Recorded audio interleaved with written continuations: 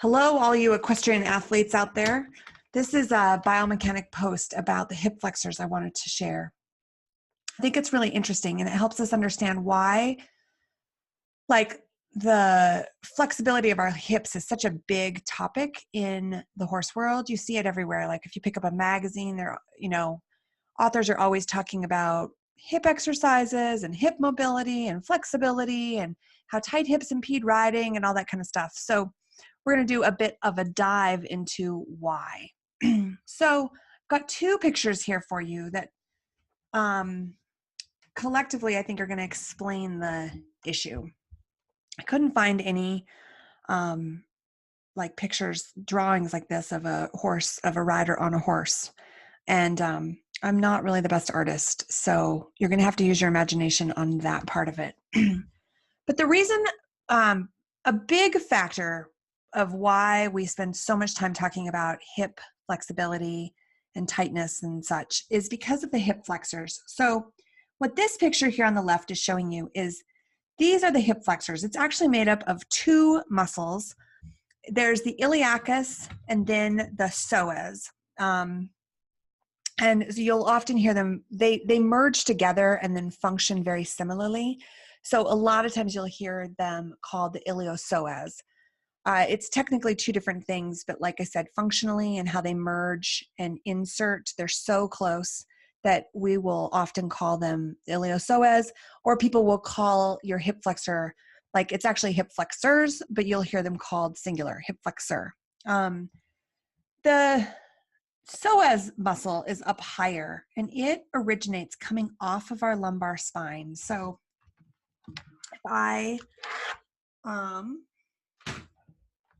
show you that here, it originates up higher and it's coming off of our lumbar spine and then coming down through our pelvis and around the front and then tying into the top of our femur. The iliacus muscle starts lower. It originates off the inside of our pelvis right here and then kind of merges with the psoas, and the psoas major and the iliacus merge together. They come through and they tie into our hip at basically the same location. So the action of this muscle actions of muscles depend on which end of the muscle is fixed, okay? So if I fix my trunk, or this guy's trunk here, and I don't let the top of his body move, and this muscle contracts, what it does effectively is lift the leg up, okay, and flexes the hip. However, I can flip it, right? So if I make it so that the femur can't lift up, like I don't allow my leg to be lifted, or something sitting on my leg, something like that, and this muscle contracts, then what it does is effectively flex the trunk down. Both of them are caused from a contraction, either pulling the trunk down or pulling the leg up, okay? So either way this muscle moves, it effectively flexes the hip, okay? That's why they're called hip flexors. That's awesome. So let me tell you where the problems arise. Okay, so in a good, healthy situation, this muscle is long enough that when we are in standing, like fully extended in standing, now we're going to come over to this picture on the right. I don't have any significant amount of pull on my low back that makes my low back basically arch too much, right? So on this guy here, like if the hip flexor was long enough, you could stand upright with really good posture, you could have total extension at your hip, and you could have a normal healthy curve in your low back. But what happens when the hip flexor gets too tight is it pulls on the ends that it's tied to, okay? And usually, very often, we're in standing, and so when we're in standing, our leg is anchored to the ground, right? So this little old muscle is not going to be able to unanchor our leg and lift it up.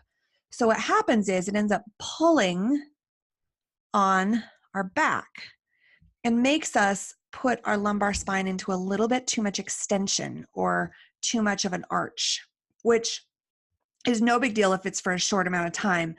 But when this this occurs for long periods of time and goes on for weeks, months, years, what happens is it can be the cause of a fair amount of back pain. Okay. Now, put yourself on a horse. So imagine our people here on a horse. A tight hip flexor muscle is particularly challenging for people who need to kind of have an open hip when they ride, like dressage riders, people who are in a Western saddle and want their leg to hang kind of long. It's less of a problem for people who ride in short stirrups, jumpers, jockeys, that kind of stuff. Because think about it, when you're in a saddle and you're in short stirrups, we want our hip flexed. So we're often bringing our body down a little bit towards our hip, and we're bringing our femur up a little bit towards our hip. So you don't really notice a short hip flexor. But put my dude here in a dressage saddle, right? And I want this leg to be real long, and I want this body posture to be real tall. All of a sudden now, if this muscle is too short, it's pulling on something. And when we sit in a saddle, our foot is just in a stirrup.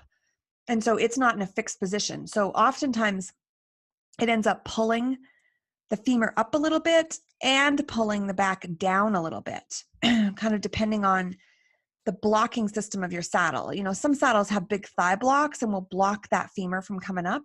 In that case, then the muscle would put an extra pull on the back. If there's no thigh blocks, then it's going to put, the femur is oftentimes a little bit the first to move if it's able to move. It'll pull on the femur. Both situations disrupt our ability to ride a horse. Like, first of all, it can cause pain, back pain. So there's that whole problem.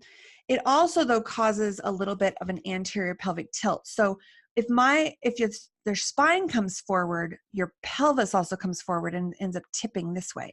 Like, imagine this guy's pelvis is full of water, and now we're dumping the water out the front. Okay. So now you've disrupted a little bit how your sit bones are on the horse.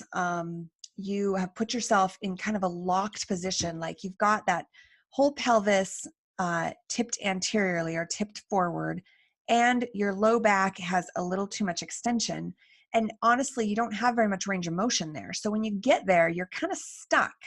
And if the horse does, spooks or like has a lot of motion in their, a lot of bounce in their movement, you don't have a lot of ability to absorb that shock in your back because you've got your back locked into a certain position. And so this is why hip flexor, hip mobility, hip flexibility, and hip flexor length is such a hot topic in the riding world, is it really does make a big difference in your ability to comfortably and athletically sit in the saddle. And just a reminder that in the mobilization section in the Equestrian Athlete Fitness 365 portal, there are some mobilizations for hip flexor stretches in there. There's several of them because we want to work this in multiple planes. So grab those if you think if you have tight hip flexors. If you get some back pain when you ride, this is often one of the very first things you should look at and, ask yourself, like, are your hip flexors tight? Like, can you stand up in a nice tall position and even like kind of tuck your tailbone, almost dump the water out of the back of your pelvis and keep your leg and your body real straight? If the answer is no, because you have such a pull on the front of your thigh, then definitely drill into those hip flexor stretches. So hopefully that was interesting to everybody. I think these are great drawings and really let you see how this muscle has such a big impact on our spine and our leg. And feel free to message me or drop a line in the Facebook group if you have any questions, because I can go into this further. Thanks.